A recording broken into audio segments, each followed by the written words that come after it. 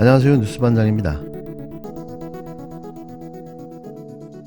11일 참여연대가 발표한 퇴출되어야 할 공직자 1위로 선정된 한동훈 장관. 하지만 진짜 퇴출해야 할 공직자 영순위는 따로 있었는데요. 그건 바로 윤석열 대통령이었습니다. 할 줄 아는 거라곤 전 정부 비판과 편가르기, 자신의 치적 쌓기 굴욕외교가 전부인 그가 임명직 공직자가 아닌 선출직 공직자라는 이유로 후보에서 배제된 탓에 1위에 등극하지 못했는데요. 이런 조건만 아니었다면 윤 대통령이 1등을 하고도 남았을 겁니다. 우리 정부는 그동안 정치 방역에서 벗어나 전문가 중심의 과학기반 대응체계 구축에 최선을 다해왔습니다. 우리 정부 과학 방역의 핵심은 중증 위험 관리와 국민 면역 수준의 증진이었습니다. 앞으로도 정부는 새로운 팬데믹에 대비하여 과학기반 대응체계를 착실하게 준비해 두겠습니다. 새로운 팬데믹에 적용할 수 있는 백신 치료 개발 역량을 높이고 국제협력도 더욱 강화해 나가겠습니다. 코로나가 초래한 다양한 사회적 변화가 미래의 성장 동력으로 전환될 수 있도록 디지털 정책 등 포스트 코로나 정책을 세심하게 마련하겠습니다. 이런 그가 11일 문재인 정부의 코로나19 대응과 국방 대북 정책을 강하게 비판했는데요. 취임 1년을 허송세월로 보낸 그가 할 말인가 싶습니다. K방역에 대해서는 영어권, 재산권, 의료진의 희생을 담보한 정치방역이라고 낙점을 줬고 전임 정부가 북핵위기를 외면해 군의 골병이 들었다고 지적했는데요. 윤 대통령은 이날 오전 용산 대통령실에서 주재한 코로나19 중앙재난안전대책본부 약칭 중대본 회의 마무리 발언에서 K방역에 대해 자유로운 국민의 일상과 소상공인의 영어권 재산권, 의료진의 희생을 담보한 정치 방역이라며 합격점을 주긴 어렵다고 말했습니다. 하다하다 이제는 국가방역과 의료 시스템에 색깔론을 펴고 나선 건데요.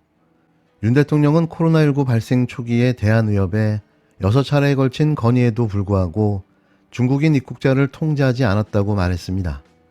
또 신도의 반발로 인한 부작용이 뻔히 보이는데 법무부 장관이 대구 신천지 본부를 압수수색하라고 공개 지시했다고 꼬집었는데요. 이어 윤 대통령은 청와대 및 정부의 컨트롤 타워를 전문성이 아니라 이념적 성향을 가진 인사들이 맡았다며 문재인 정부의 코로나19 초기 대응과 K방역이 정치적 이념적 방역이었다고 지적했습니다. 윤 대통령은 대외 정책에서도 국민의 안전과 건강이 가장 중요하다며 지난 7월 중국에서 코로나가 다시 창궐하면서 우리 정부가 입국 규제했더니 중국도 보복 조치했지만 결국 양국 다 풀었다고 비판했는데요.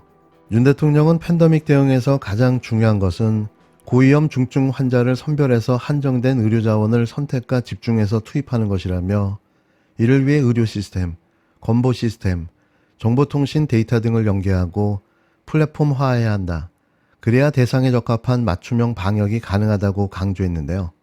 아울러 윤 대통령은 정부는 의료 시스템과 데이터를 연결해 다음 팬데믹을 대비할 수 있도록 철저히 준비해달라고 당부했습니다.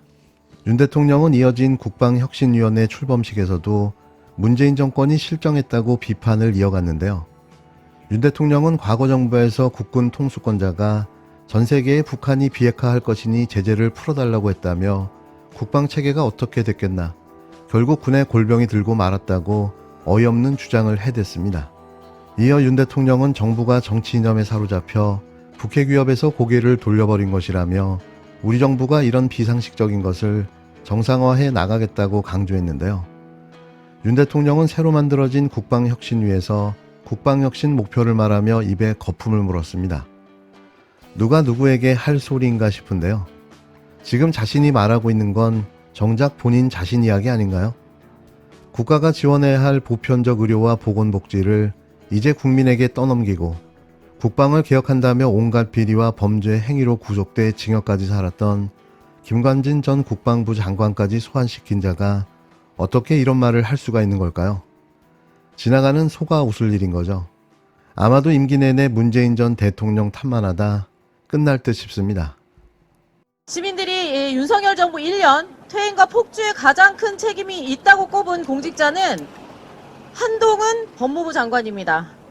검사 재직 시절부터 대통령의 최측근으로 꼽히고 있죠.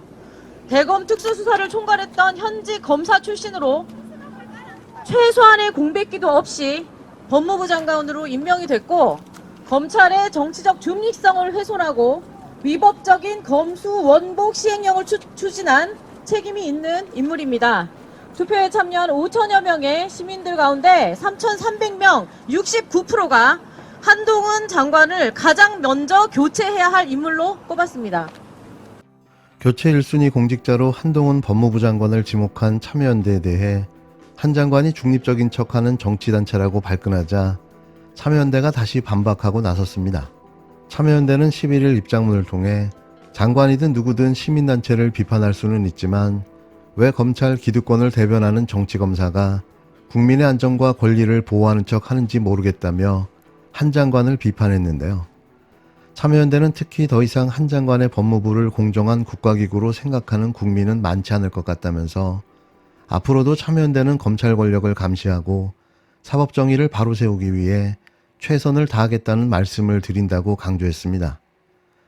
이는 어제 참여연대가 시민설문 결과를 토대로 윤석열 정부 1년 교체해야 할 공직자 1위로 한 장관을 지목하자 한 장관이 낸 반박 입장문을 그대로 되돌려준 건데요. 한 장관은 입장문에서 참여연대든 누구든 의견을 주장할 수는 있지만 왜 특정 진영을 대변하는 정치단체가 중립적인 시민단체인 척 하는지 모르겠다며 불쾌감을 드러냈습니다.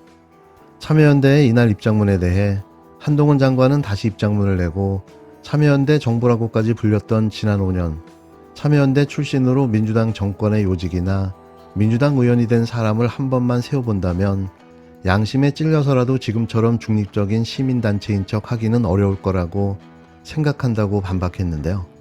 한 장관은 5년 내내 한쪽 팀 주전 선수로만 뛰다가 갑자기 심판인 척 한다고 국민들이 속지 않는다며 게다가 박원순 전 시장 다큐 같은 건에는 한마디도 안 하는 걸 보면 앞으로 공정한 심판을 할 생각이 없어 보인다고 주장했습니다. 이게 일국의 장관의 클래스인 거죠. 멈추지 않는 깐족임과 비아냥, 절대 질 수 없는 말싸움. 어쩌면 이 모든 게 그가 이 수준밖에 안 되는 이유일 겁니다. 얼마나 다행일까요? 간장종지보다 못한 좁쌀 같은 마음, 깃털보다 더 가벼운 신념이 딱 일국의 법무부 장관이 그의 한계일 듯 싶습니다. 끝으로 경찰청 국가수사본부가 오는 15일부터 7월 중순까지 허위사실 유포단속 TF팀을 꾸려 사설정보지나 온라인을 통해 유포되는 허위사실에 대해 특별 단속에 나섭니다. 언론의 입에 재갈을 물리고 SNS, 유튜브 등 1인 미디어 채널을 통제하며 명실상부한 표현의 자유까지 통제하고 나서겠다는 건데요. 대체 뭐가 허위사실이고 가짜 뉴스일까요? 코에 걸면 코걸이, 귀에 걸면 귀걸이가 되는 잣대를 들이대며 자신들의 입맛대로 평가해 범죄자로 낙인을 찍겠다는 의도인데요. 아마도 떨어지는 지지율 회복을 위한 궁여지책으로 보여집니다. 주요 단속 대상은 등록이나 신고 없이 발행되는 사설정보지와 인터넷을 통해 유포되는 명예훼손, 업무방해성 허위 정보들인데요. 경찰은 사회경제적으로 불안감을 일으킬 우려가 크거나 의도적이고 반복적으로 허위사실을 유포하는 행위에 대해서는 시도경찰청에서 직접 수사하는 등 엄정 대응에 나설 계획이라고 밝혔습니다. 사실 이번 발표만으로도 입을 막고 할 말을 못하는 사람들이 늘어날 것으로 보여지는데요. 이거야말로 윤석열 정권의 언론 탄압, 표현의 자유를 억압하는 행태인데요. 전 결코 두려워하거나 겁내지 않을 겁니다. 여태 해왔던 대로 앞으로도 쭉 진실을 알리는 데 최선을 다하겠습니다.